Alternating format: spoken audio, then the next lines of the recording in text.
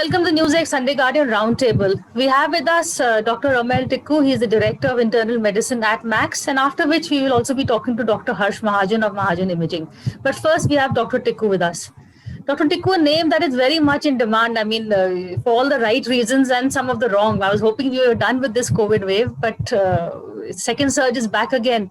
So, what is your first advice off the bat to people who say we only want to consult Dr. Tikku or this doctor, that doctor? I mean, I'm sure there is a shortage of time. So you have a whole lot of pressure on you also. Well, my advice to such people would be just go and see anybody virtually. It doesn't really matter. All the doctors know how they have to deal with COVID patients. We are experienced enough now. And we are so overloaded with work, I can't really tell you. We have patients who are admitted in the hospital. We have to go for rounds, and then the virtual consults. Each consult takes about 10, 15 minutes. Even if you cut down by 5 minutes, still you have to use your brain, you have to use your intellect, clinical acumen to reach to a diagnosis, do things, tell them what to do, what not to do, where to do the CT, where to do the lab tests, if they need admission, where they have to get admitted, beds are not available. It's very taxing mentally. It drains you completely. So because all the doctors are overburdened, so whoever has a little bit of time for you, just go and consult them. Or otherwise you'll be left with nothing. At least some advice is better than no advice. That is what is happening right now. People are not able to have access. And the ones who are actually very sick, they're ending up wasting a lot of time. So they need urgent attention. They have to be in touch with one or two doctors. Keep one doctor as a backup. Because if you need admission, if your saturations are dipping, somebody has to tell you what you need to do. And even with hospitals, you can't be very choosy. I mean, if you go to the app, it tells you that there are beds available. But if you look at private hospitals, top hospitals, or even top government hospitals, whether it's RML, Safdarjung, AIIMS, they're all full. So, but there are other hospitals also which are well equipped. They have good doctors. Everybody knows how to handle it. So you can't be choosy. Just grab it, whatever you're getting. And even now, people are not following COVID-appropriate behavior. They're not wearing the mask properly. They still haven't understood the whole thing. And now it's airborne, I'm told. No, it was more airborne. So now, what this double mask? What should one do? See, airborne, which basically means we've always been saying this, that if you're in a closed environment, in closed spaces where you don't have too much of ventilation, it's a small room, crowded, too many people there, and one of them is infected, and if he coughs or sneezes, the aerosols will be in the air. And if you happen to be there and if you breathe the same air, you'll get infected. Airborne does not mean that it's everywhere in the air. If you go out on the road and if you breathe in, you'll get it. That's not what it means. But that's why we always say that the spaces should be ventilated. Keep your doors, windows open so that the air can flow across. But airborne does not actually mean that it's in the air and anyone can get it. I have a list of questions for those who say cannot reach you, or this is a video that I would be putting out in RWA groups, on social media, on our channel also, to answer the basic questions that one asks you, so also to save you the hassle of repeating the questions. Those who can't reach you would want to know these answers.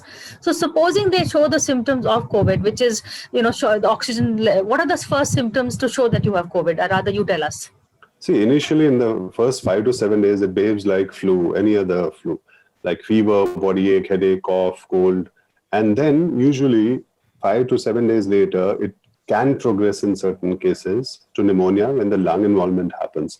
That's when the cough is persistent. You get bouts of these cough, and fever is also persistent. Beyond 5 to 7 days of fever, cough, chest discomfort, blood and sputum, and your saturations dipping, oxygen levels dipping from 94 downwards. That is the sign that lungs are involved and you need urgent attention. And that's when you should talk to your doctor.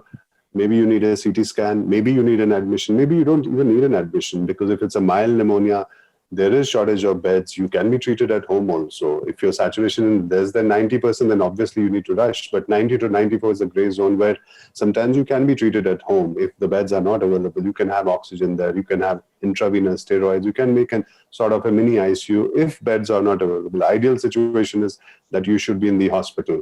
So initially, in most of the cases, after 5 to 7 days, it just vanishes, goes away. The symptoms have gone. You're better, no fever. But in 20 to 30%, it does progress. And in those patients, this is what happens. Persistent fever, cough, chest discomfort, and that's when you need urgent attention. And don't rush and get CT scans done on the first, second, third day, because that's not when it shows up. in the CT scans, and pneumonia doesn't develop so soon. It happens after 5 days, at least after 5 days.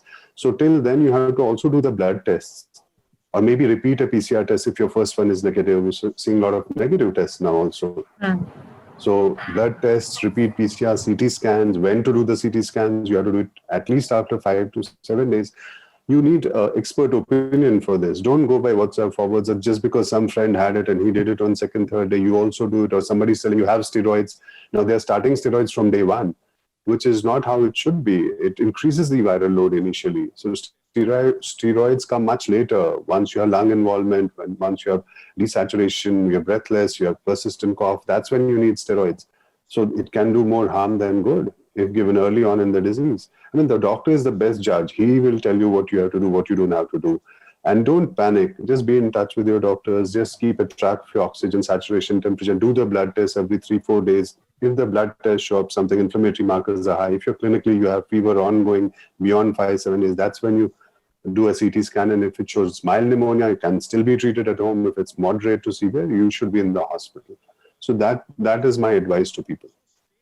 And if you just have the symptoms of temperature and a little bit body aches here there, but oxygen levels have not fallen below 94, just paracetamol works. That's what some doctors are saying. No, you have. We do give antibiotics also, azithromycin, doxycycline, ivermectin. There are many drugs which we use. We really don't know how much it helps, but something is better than nothing. We have to give them some medicine because there's no specific medicines. And initially, what works best, according to me, is the antiviral medicines. Favipiravir, this is what we give initially, and that antiviral medicines work best in the first week. And even remdesivir is given in the hospital, but it's given much later. Though ideally, it also works best when given initially, but IV medicines can't be given at home. So initially, first few days, it's basically antiviral medicines and symptomatic treatment. Steroids, antibiotics come much later, beyond 5-7 days. So initially, you have to give it time, maybe do blood tests, keep a track of inflammatory markers, so that you know that it's progressive and I have to do a scan or I have to get in touch with a doctor at the right moment. If your timing is very important. If you're late, then you'll miss the bus. You'll end up getting a pneumonia, and if you're not treated, you're not given steroids, it will end up with a big mess. And then you'll be running around for beds, and which is happening with most of the people. And some people think, I just have fever, it's a viral, mere ko to hota rehta hai. That's not how it is. Every fever is suspected COVID right now, unless proven otherwise. You have to get, even when your test is negative, you could still be having COVID because the sensitivity of PCR test is 80%. So you still miss out on 20. It's not that the negatives are more now, false negatives. It's just the proportion of patients. Earlier you had 100, now you have 500. So naturally there will be more false negatives. That's what we are seeing right now. Also, given the fact that tests are so, there's such a pressure on tests, it will take 3 days to get your test, another 3 days to get the result. Should we wait for the test? If we have the symptoms, should we immediately anyways contact a doctor and get some medication going? I think you should just right away do the test, because you'll end up anyway spending 1 or 2 days in figuring out from where to do it, and then the report comes later. So do it on day one. There's nothing like you have to wait, because time is very important. The sooner you know it, the sooner you will isolate yourself. You will not spread it to the family members, friends, wherever you're going, workplace. And you get the treatment also sooner. And you do the blood test. You know where you're heading.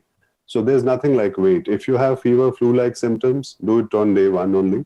And maybe if it's false negative and if the disease is progressive or persistent, then you do a second test. And if you still can't figure out whether it's COVID and you still have symptoms, then do a scan maybe 5-7 days later.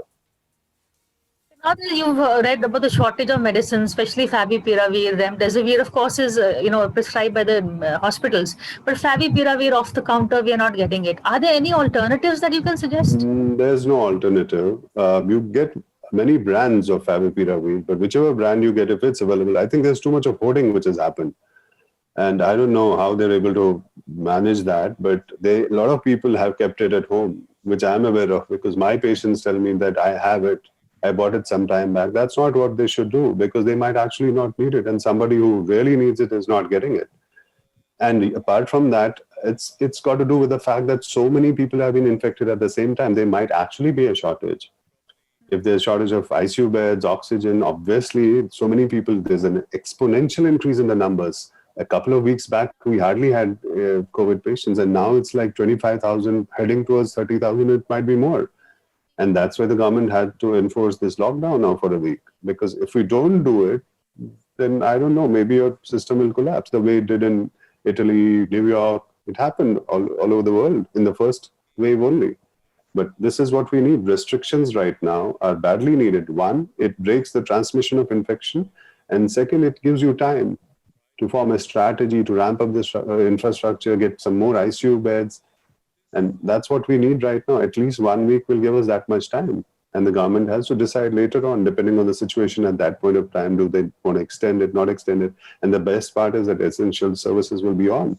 Your groceries, your pharmacies, and COVID patients can go for their scans, for blood tests. Hospitalized patients can go to the hospital. It's not that it's a total curfew, nobody can walk on the road. But it's an enforced sort of social distancing, which is badly needed at the moment. There's also some WhatsApp forwards, two of them that I really like you to address. Some people are saying that, anti-inflammatory inhalers, anti-asthma inhalers, budesonide, whatever the name is. Yeah, budesonide, yeah. Is that something? There are inhalers, but you don't have to use them prophylactically unless you are an asthmatic, or if you're having wheezing, or post-COVID, you had lung issues in breathing, you have wheezing, you have persistent cough, then only you need it. There's nothing like prophylaxis. There's nothing like having an inhaler just if you're healthy. Otherwise, it doesn't really help you. There's no role of that.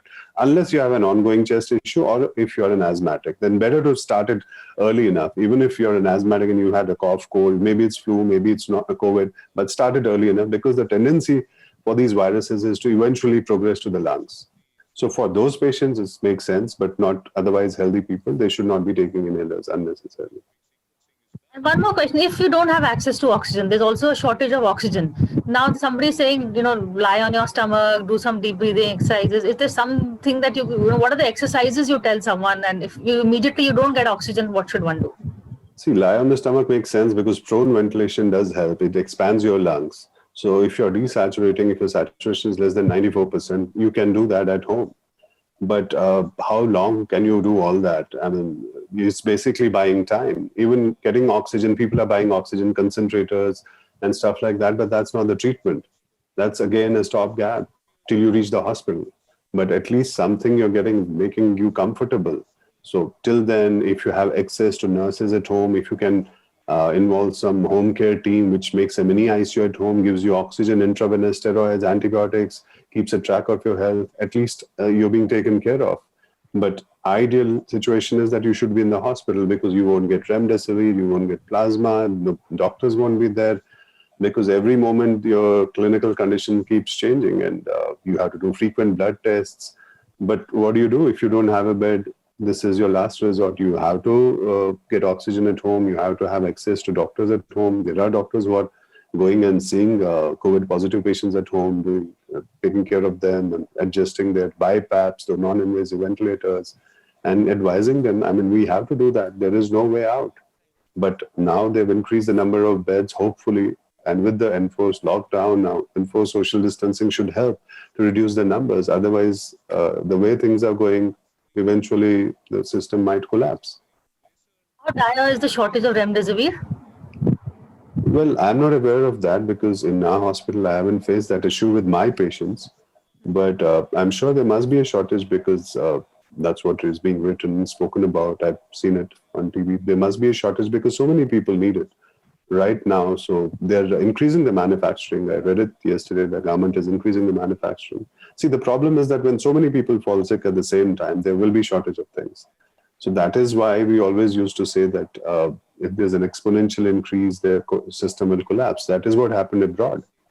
And we can't always blame the government. I mean, if it happens in like 10, 15 days, what can you do? Obviously, they have to work towards it, and that's what they're doing. But nobody expected that it will be this bad. We thought, yeah, there will be a second wave, but not. This is like a disaster.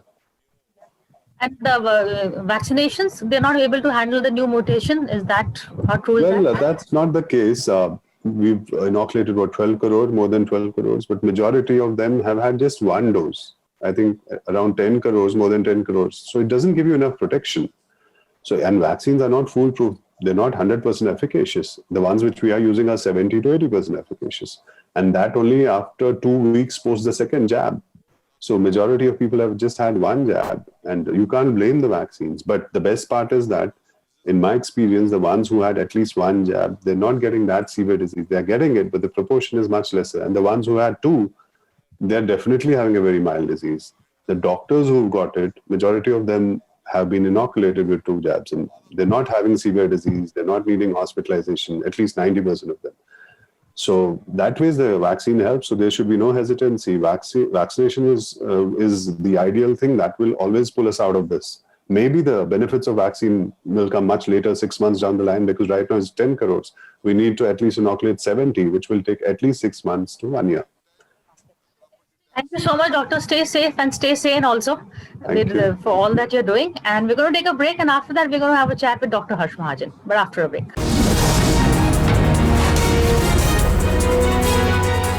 Now we're joined by Dr. Harsh Mahajan, founder of Mahajan Imaging, and someone who's actually in the conversation with a lot of government think tanks and chambers of commerce also on how to deal with the virus. So he's someone who knows exactly what is happening, the situation on ground. Dr. Mahajan, is it as bad as it looks? It is, Priya. Without reservation, I can say that. And frankly, you say I know what's happening on the ground. Probably very few know what's happening on the ground. It has taken us literally by surprise. And the way the numbers have surged is really unimaginable. And probably no one could have fathomed that this would happen. But could this we have fathomed? Because there were enough warnings that, the situation was getting bad. The UK strain had already hit India. Now, unfortunately, what is happening is India is being known for this double mutant strain, and we are going to be getting a bad name in the global, so spreading this new mutant strain. So could we have done something to prevent it? I know there's no easy answer. See, the viruses are going to mutate, especially the RNA viruses.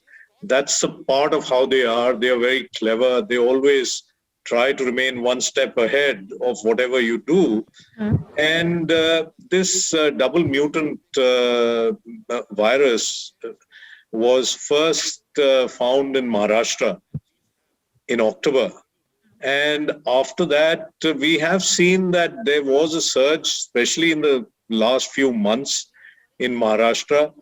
The genomic sequencing that has been done, that would probably be able to provide us answers as to how much this was prevalent, how quickly it increased in numbers, and whether this is actually the one that's responsible for the surge in Maharashtra, which happened about a month and a half before, say, Delhi or some other parts of the country. In Punjab, we know, again, genomic sequencing, which is able to locate the mutations, that has shown that more than 80% of all sequenced samples were of the UK variant. And in Delhi, we still don't know. That I'm sure in the next few days, weeks, we will know what is responsible for the surge. Is it the UK variant? Is it the double mutant Maharashtra variant? Is it the Wuhan original virus, or is it a cauldron, a kind of mixture of these? That we will come to know very soon as more and more genomic sequencing is done. But, the fact is that previously we were seeing that in a family of 6, for example, 2 people would get infected and 4 were able to save themselves. This time around, actually, all families are getting infected.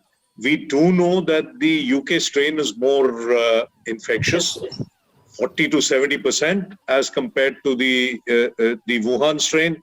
About the double mutant, we don't know. But if this is actually responsible, then this also appears to be more infectious.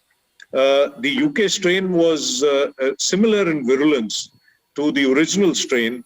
About this mutant virus, we don't know. But in Delhi and in other parts of the country, we know that of the admitted patients in hospitals, the requirement of oxygen is more than what it was in the first wave. So that is one difference that one is seeing. It has also been said that probably the younger are getting infected more than the older people. But that we are told from a press conference just held that that may not be the case, and that the older people are equally at risk. And so we shouldn't think that this is happening only in the younger ones and they are more at risk. The older people are at more risk as compared to the younger one, as was the case earlier. It is just that because in the last 3 months or so, we became very complacent, mask wearing was not happening, COVID appropriate behavior was not happening, parties, marriages, congregations, social functions, Elections, Kumbh Melas. that also. But, there's no Kumbh Mela in Delhi, and it's seen this surge. So it was due to irresponsible behavior as well. And if the mutant is more infectious, then you're more likely to catch it. And so there is a combination of factors. Is it also milder? I would not say that. The hospitals being full and patients waiting outside hospitals, patients requiring more oxygen, even though overall the numbers are higher, much higher than before, with a positivity rate of nearly 30% and a 25,000 new cases a day as compared to about 8.5, 9, which happened in the first wave. So the numbers are more, but I don't think anyone has said that it's milder. However, having said that, we do know that 80% of cases are either asymptomatic or have very few symptoms and may not even require treatment. About 20% are those which are in the moderate and the serious category, and really those that require hospitalization are only about 5-6%, and about 2 to 3% may require ICU admission. So I can't say with the available evidence till more data is forthcoming, because this wave has just come in the last 4 weeks or so. Only when we know more, we'll be able to know whether it's more virulent or less virulent. About the testing, Dr. Mahajan, we know there is a shortage of tests. Now, as you said, all families are getting infected, but should people wait for the symptoms? For instance, because, it's getting one person tested, then you have to get everybody in the family tested. That means 8 tests. So considering there is a shortage of tests, what should the more practical advice be? I know the ideal advice is everybody should get tested, but practically? Yes, it's a very, very, very important question. And thank you for asking it. See, there was no shortage of tests. India from 100 tests a day went up to 1.6 million tests a day. So we ramped up, both the public and the private sector hand in hand ramped up. Now, what has happened? The surge has come suddenly. I keep repeating myself, but it's not like a plane taking off. It's more like a jet taking off. That's how it has increased. Good analogy.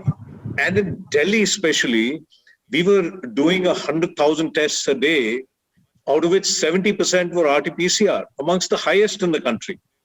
But even here, now with the surge of patients, we are facing difficulty.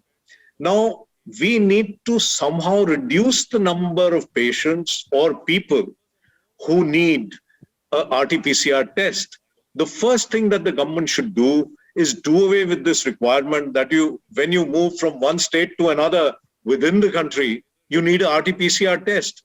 I mean, if we are in the middle of war, and those who deserve to get a test, who are symptomatic, whose oxygen levels are going down, they are unable to get a test because there are people crowding who can do without a test. So you very rightly said, we need to reduce the numbers, and this is the simplest way of doing it. Do away with the RT-PCR requirement in interstate travel.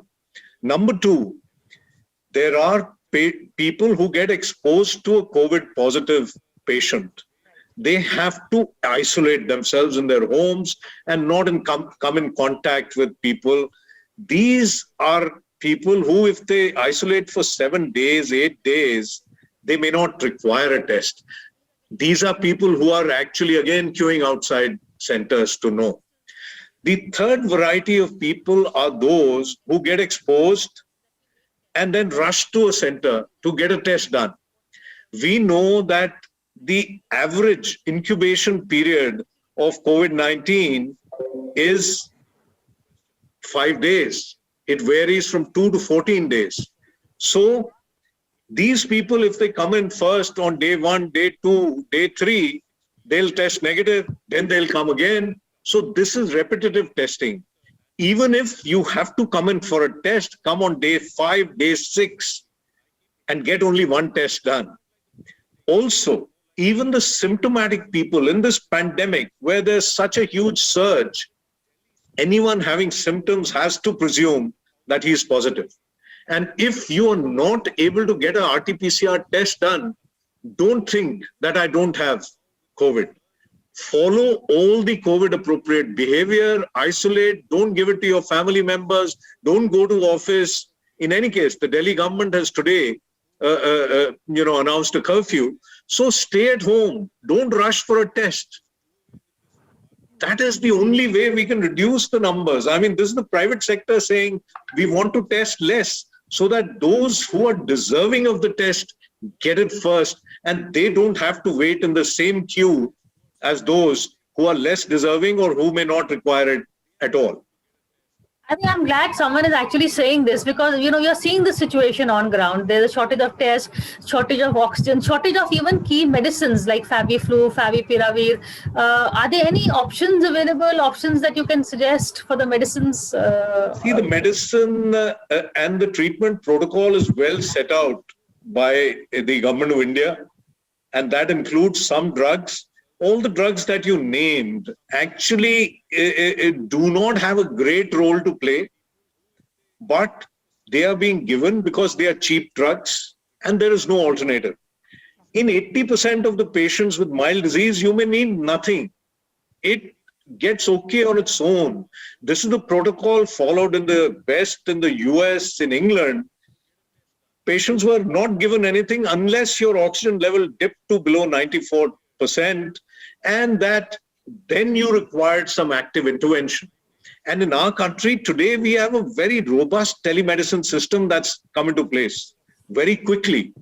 Use that. And if it's mild disease, just keep checking your oxygen levels. You may have, paracetamol in case your fever goes above 100. And more than that, you can have a vitamin D, a vitamin C, and that's it. You don't need anything more, though doxycycline, ivermectin, Faviflu, all these are used, but let me again stress, the mild people do not need it, and these have a very little role to play in the overall reduction of this disease. Thank you so much for this reassuring words and also for, literally metaphorically hand-holding us through this pandemic. We've been having a lot of chats with you and we'll do more in the future also. But thank you, Doctor, for helping us. Thank you very much, Priya, and thank you for your program. And I'm sure we'll overcome.